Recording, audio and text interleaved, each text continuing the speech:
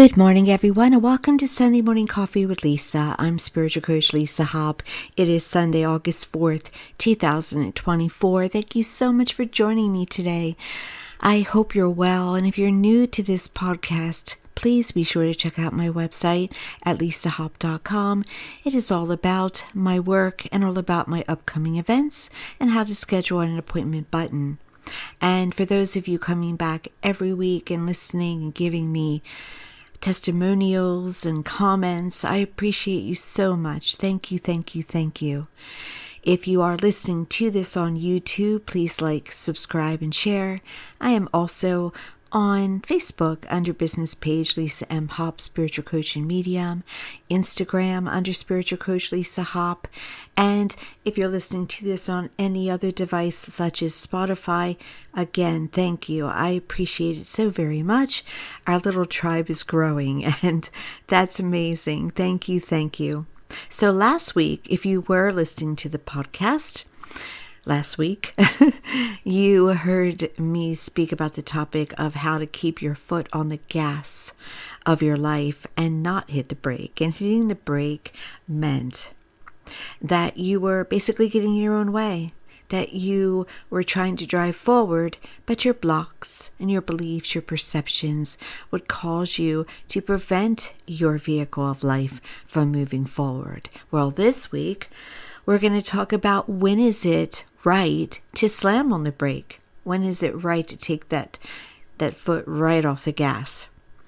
And so I'm just going to dive right into it now. Most of the time when we're talking about this, we're talking about relationships, but it can also apply to our jobs. It can apply to our health. But you know what? I'm going to take the job area and the health first, because I think there's a lot more to be said, and it's a lot more difficult sometimes when dealing with the relationship area. So when it comes to your job, when is it appropriate to slam on the brakes? Here's the thing with our job, income, career area. It has a lot of power over us because of our finances. As I often say, we're the only species on this earth that has to pay to be here. We have to pay to live with normal living expenses. We have to buy food most of the time. We have to pay for living in a home in some way, or any place we call a home. And so it's and we have to have health care. And yes, it is easier today to have health care, but is often provided for by our employers. And so there can be a very unhealthy relationship there if you don't love your job. Now, if you love your job, the only time you would hit the brake is if you have outgrown your job and you want to strive to go higher. Sometimes when clients come into my office or I talk to them, I'll see them on an escalator of their life. That's the escalator of their career area where they still have more floors to climb in it, and will be. And so, but sometimes in a place that we're at, we have hit the top floor. We have hit the glass ceiling. And so that would be the time when we may need to slow down in that vehicle and have a look around and see, can we be happy and satisfied where we are without going any further up? Or is it time to move on? If you feel that restlessness within, if you feel an inner striving, goals that are still not accomplished, then yes, it's time to hit the brake. It's time to look around. It's time to maybe go to another window and find another place. Yes, it's time for change. And with health. Health is there's something within us with health that often we won't make change until we're scared into making change. And that's hitting the brake. It's that change that causes us to refocus on what's important about life. It's the change that our will takes over. And if our will wants to be here, then our will start to do what we were beforehand not motivated to do. Perhaps it's a change in diet. Perhaps it is a change in where we live. It can be we formed a bucket list. It can be we also leave a relationship if it's unhealthy for us. We tend to make healthy changes according to our will to save our lives when we're scared into. But we don't need to be scared. Always, always live your healthiest in every way, mentally, emotionally, physically, because if you do, your quality of life goes up. I'm in a place right now. I'm happier. I'm happy. And you know why I'm happy? Because I changed how I eat. Better. I have been eating better, but I tweaked it. I tweaked it. I now, and I'm not saying this is for you, but very little of the time, unless it's what I would call maybe a treat meal, which I had yesterday. I had company, so I had regular pizza yesterday. But if I'm not having a treat meal because I have company or because it's a special occasion, I'm eating all healthy. I'm not doing processed. I'm looking at labels, and if it has anything in it that's a preservative or something that I don't know what it is, I'm not eating it. And I'm exercising. I'm walking every day, and I have this wonderful little walking pad that is like a mini portable treadmill, and I also do other little kinds of exercises because I'm not really a huge, go to the gym workout kind of person, but I am moving every day. And in the moving every day and in the diet, I find that I'm not, my moods don't, not that I have huge mood issues, but I've noticed that my mood doesn't drop down and go up and drop down. I've noticed that I noticed how much food impacted how I feel, that it could impact if I was sad or nervous or worrying or stressed. It has that much power. It's meant to be nutritional. It is meant to be fuel for us, not a comfort tool, but we can use it that way. Not haphazard, not, living life, not realizing how important it is. It's so important. And so I've noticed that I'm more on the top notch of my game since I started reading labels. And I'm happy about it. And as I said, I feel within happier. And when you're happier, you have more energy. You're thinking clearer. You get more done. So it's a win. It's a win for the physical body. It's a win for the emotional body. It's a win for the mental body. It's a win for the spiritual body too. It's just a win in every way. It's quality of life. So sometimes slamming on the brake and making a change is for the better. And it's necessary. And your life changes in a way that it wouldn't have changed otherwise. So let's get to relationships, because they're the hardest. They're the hardest because we are emotionally connected, and we are often investors. We put our all into relationships, whether we're putting our all into relationships with the person being a child of ours, a spouse, a significant partner, a family member in another way. It doesn't matter. If we're investing, we're investing. And we tend to invest more. We have that blood is thicker than water belief that was passed down to us by the generations, that we believe we have to stick it in. And it's family, and put up with things that we normally wouldn't put up with. If you wouldn't put up with it from someone who's not family, or you wouldn't put up with it from a coworker or someone in a store, a cashier, then no, it is not good to put up with it when it's family. It's any human relationship that causes you stress. Let's go further. That causes you emotional, mental, spiritual harm needs to have the brakes of it slammed on.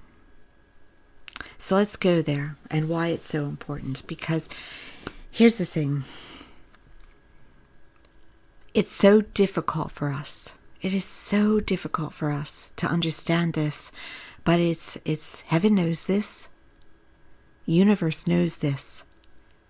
You have to put yourself first. You're not supposed to sacrifice for another. Oh, how we love a good hero, don't we? Someone who just gives up of themselves and gives to others. It was just on the news this morning, but that was a good story about a hero. But we promote that. We promote the person that gives and gives and gives, drains their tank. We celebrate them.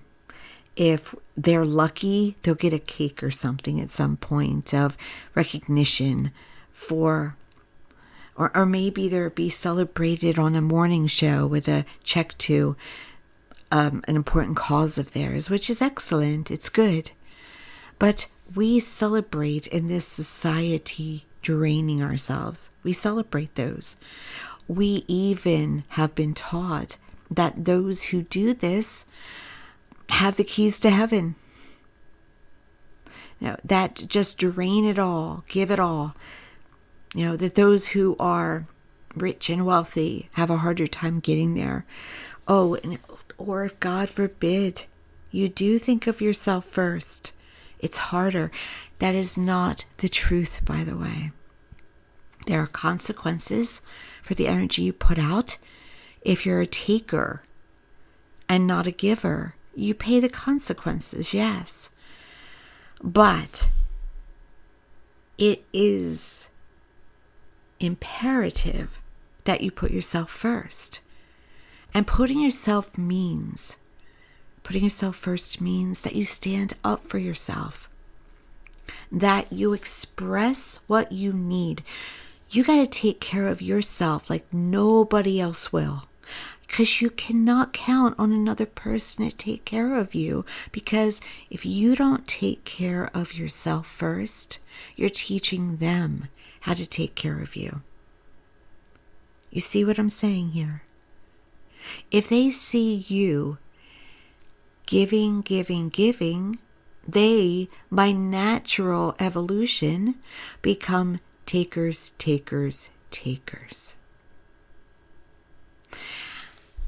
And those around us are a mirror. They are a mirror of what we feel about ourselves, what we are doing, what energy we are putting out. It's not our human fault. It's just the way it is.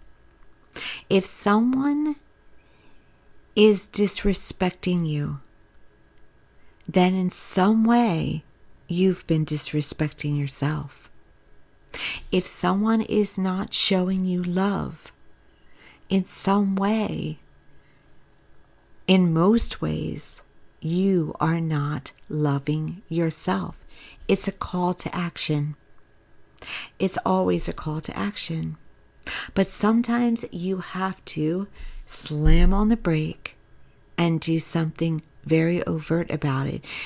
It's sometimes not enough to just say, okay, they're a mirror. I'll work on my inner change and hope they change.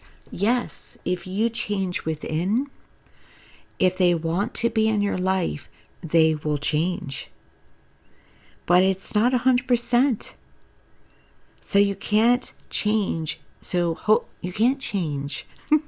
Sorry if I'm fumbling over my words today. You can't change just so another changes, because that's phony and fake.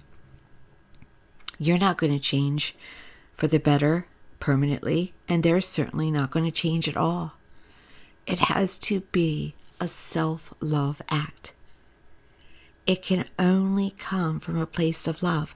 Now, if there were spirit guides here, they would tell you that love is the answer to everything. Because that's what they have said to me. Love is the answer to everything. But they don't mean, and they never will mean, that you just put love outward. You have to start with the love within. So the love within often means slamming on the brakes and saying, enough is enough is enough. And it doesn't matter who it is. And yes, it's harder if you love them and they're close and they're biological or just significant. Because, here's the thing. We could do legal on earth, but heaven does not do legal.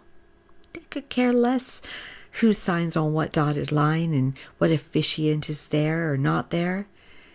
When it's love, it is spousal. It is marital.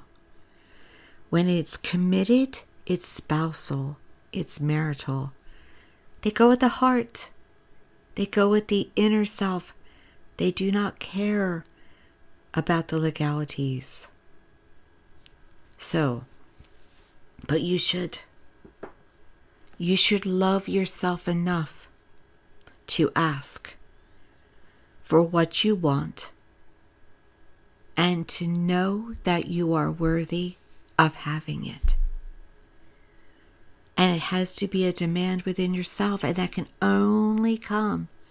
It can only come through self-love. So what happens if you slam on the brakes and you take a stand?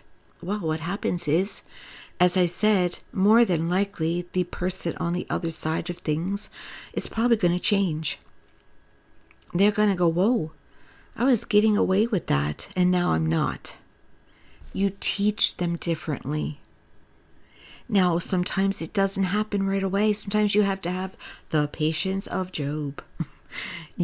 Sometimes you have to wait years for that person to come around. Yes, it's a risk. Sometimes they don't come around.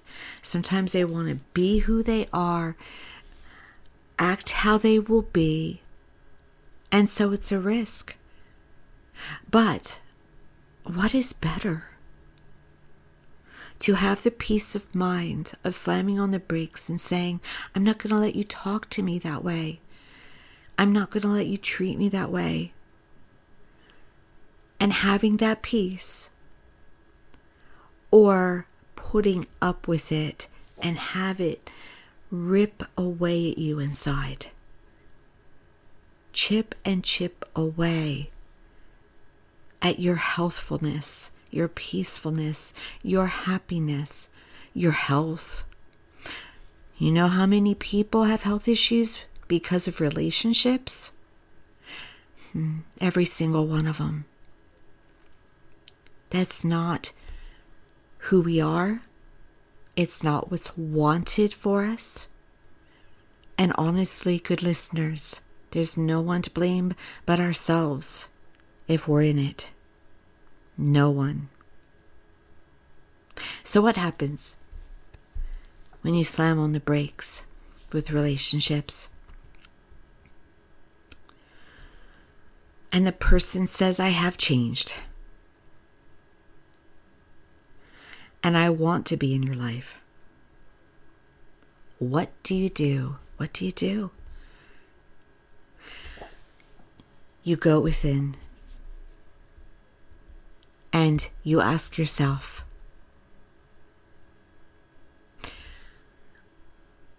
are they what I want? because even an upgraded version of them may not be who you want anymore. Because when we go through experiences, we grow, we evolve, we upgrade. Is upgraded you aligned with them? There is no contract that says that just because they come to you and say, I've changed, that it's still or will be for the better. You don't have to feel pressure. You don't have to be the good higher person and take them back because you're good inside and they want another chance. What does your heart and soul say? What does it really want? And it is allowed to take space. It's allowed to say, and remember, it can happen on the other way around, where you hit the brakes and they walk away for a while. You're allowed to walk away for a while. You're allowed to say within yourself, I need to see it. I need it to be proven. I need them to show me I matter the way I know I matter. I need to know that I'm going to have what I deserve. Now, if you love them, love wins out. But love is not settling. Love is not sacrificing. Love is not being falsely humble. Love is not filled with pride or false pride. You don't have to prove your relationship to anyone else. They're not living it. And that's happened before too, hasn't it? Where people come back together because it looks better. Maybe it's for the kids. Maybe it's for the gossips. Maybe it's for the church people who can also be gossips.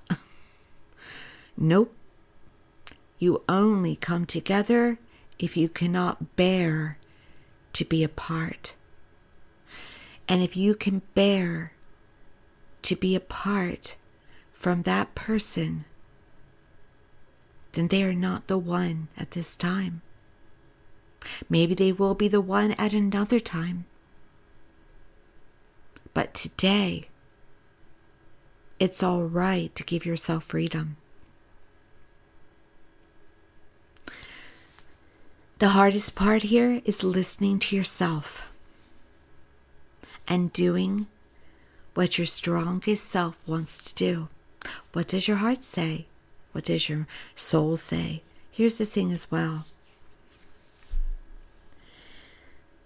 It is not true, once a cheater, always a cheater. We all have moments in our lives where we are people we wouldn't recognize. I don't know why, but I heard a big uh-huh. It's true. Good avid listeners, it's true. Anyone can be redeemed. Anyone. And heaven kind of expects it because they know our perfection. But, so, what I want to say is, there's really no but to it. If you're not with a person after you slam on the brakes because of lack of trust, because you think history will repeat itself, because of your mind, because of what somebody tells you you should feel, then that is not the way to go. Do not listen to others unless they are wise and you connect with them, because they bring their story to you. So the girlfriend or boyfriend that has been cheated on, well, they have their own slant, don't they? Or perhaps it's someone who's never been cheated on and has a very strong-willed opinion about it. You are only to listen to what is best for you, your heart, your soul. Again, if you love and you want to be with them, then it's okay to put that vehicle in neutral and allow it to coast forward a bit after you give yourself time. Now I tell you that yes, love, oh my gosh, it's like a leech that attaches to us sometimes. And it won't go away. You can't pluck it off. Little colonial times rendition there. Let's say that you have examined, you've looked within, and you said, yes, I have upgraded. I'm not aligned. I can bear to live without them. It's going to be hard still, because they're a part of your fabric. Perhaps you had a family together, or have a family together.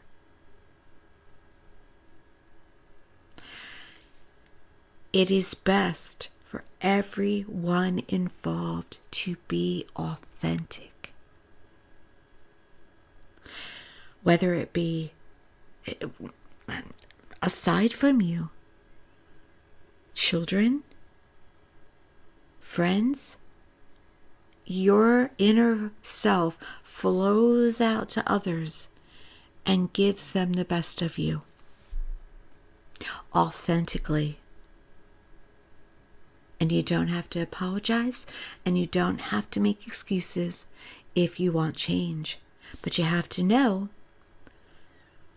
that if you honor your heart and soul and are being authentic, change is always for the better. It will come. It may be rocky, but it will come.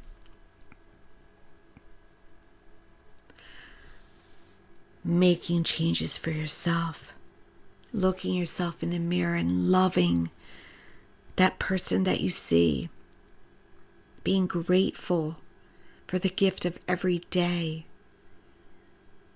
You're on this earth to make choices. And you knew before you came on this earth that those choices will be easy for you sometimes and harder. And that potentially the hard ones would tear you apart. But that you would grow and expand and have the best, happiest life, joy from it. Because not only would you be a survivor, you would be a victor. That's what you're here for, to shine.